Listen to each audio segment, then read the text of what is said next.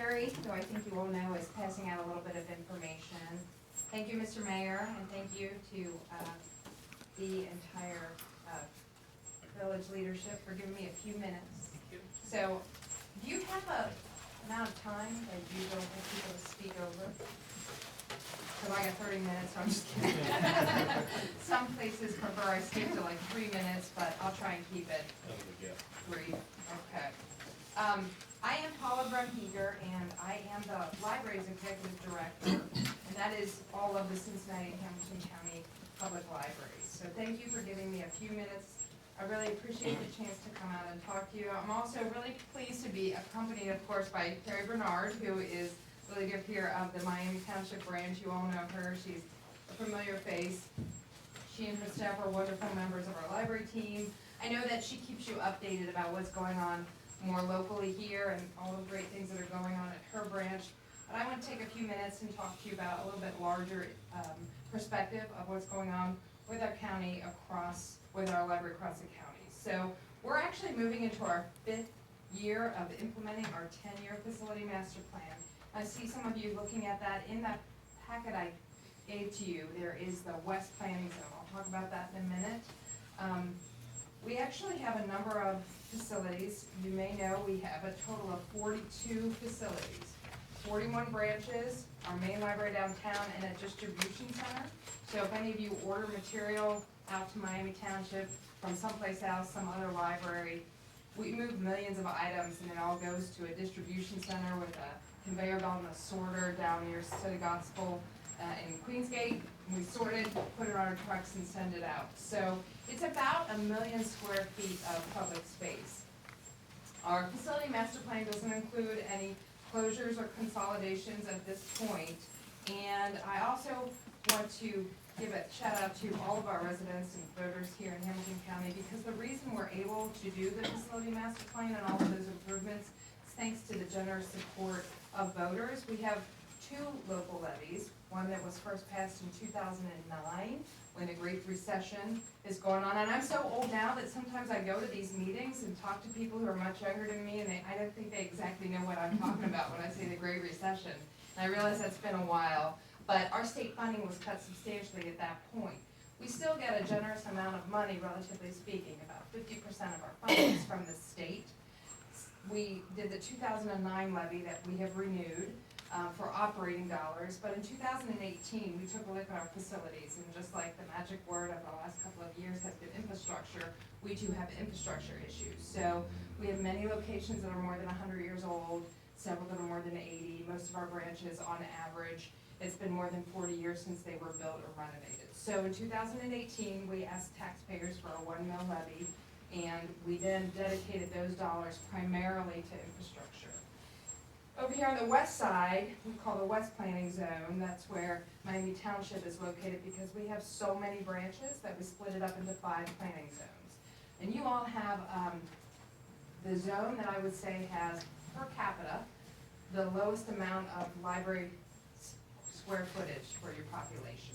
So we are aware that in an ideal world, we would have more library space over here, but the way that the county developed, sort of all of the population started to grow out here right about the time the Great Recession happened, and nobody had any money at that point to expand or acquire new land. So we do know that that is an issue, but we also have a number of branches that they're so old, they are not handicap accessible at all, or they were not in 2018. We had 3 that if you couldn't do steps, you couldn't use the library. So Price Hill, Walnut Hills, and Madisonville. We're doing all that we can to remedy that. Price Hill has been updated. It's in your planning zone. If you haven't been there, we renovated the Carnegie and expanded. Same with Walnut Hills, and we're about to open up Madisonville. We also have a couple of others in Deer Park that used to be it's in the Dillon Vale Shopping Mall, and this is sort of all the rage right now. Tired retail. They're looking for new things to move into tired retail spaces. So there was a giant TJ Maxx down the street. We did a community meeting out there, and people said, hey, have you thought about moving down to the TJ Maxx? Well, we did. It's now a 25,000 square foot facility, and it was about a $4.5 million renovation, because it really is a little bit less expensive to renovate something like that than a 120-year-old Carnegie building. So it's a great space. my favorite thing is opening day, some of the people walked in and they looked over to the right, they said, I remember when the dressing rooms were over there. So that's a really cool one. We're working up in Forest Park as well. We did a land swap we're working on a land swap with the village there. They're gonna take our older branch, built in 1961.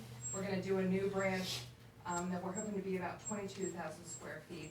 The other big library that we're planning, which is a little closer on the west side here, is Delhi. We're hoping to do that toward the end of our levy cycle, which will be a little bit like 2027. So I say all that so that you know what we have been doing, and you haven't maybe seen us over here on the west side as much. Your buildings are not as old, and we haven't had the opportunities we've had in a few places where something is going on in the neighborhood and we're able to acquire land. You all are public servants, you know that government dollars, you can't always buy what you want when you want it.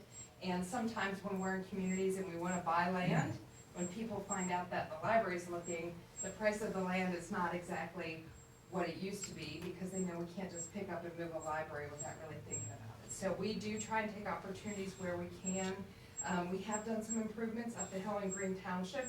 We've closed that for some time, did a renovation and improved that. So if you go up there, that is a little bit different. Same library, just improved on the inside. Here in Miami Township, we had hoped to do some creative partnership maybe with the school down Three Rivers, with the Y, some talks that we had before the pandemic, but I think that has become a little bit more complicated. So we continue to look.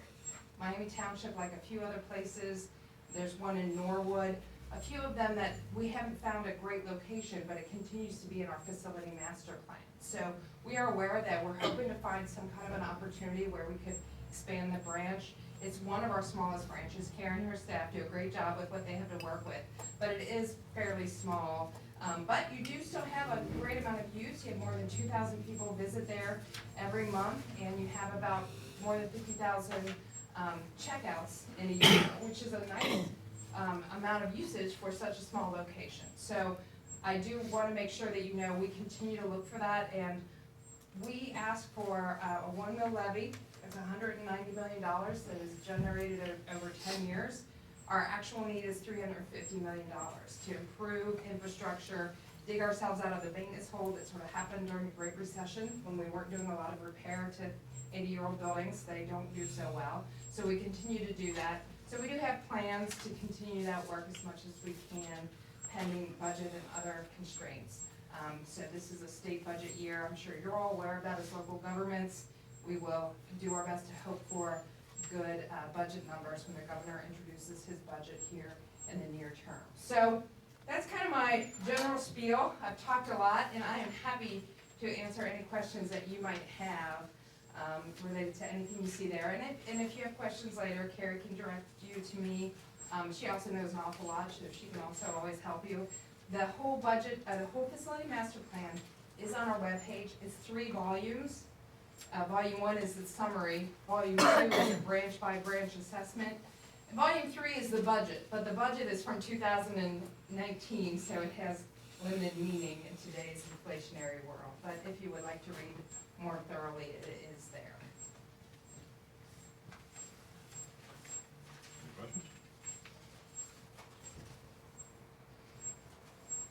Thank you very much. Okay, thank you for your time. I appreciate it. And I've been going to the meetings on the west side, and I do like to say thank you all for your service to your community. I know these meetings happen right around with the rest of life, and I really do appreciate people who give their time and energies to your civic service. So just as a public servant to another group of public servants who I'm sure make the big dollars, I really appreciate your service and your time. Thank you. And we do appreciate Ms. Bernard coming to our meetings. She gives us some good updates and allows us to post some stuff for our websites.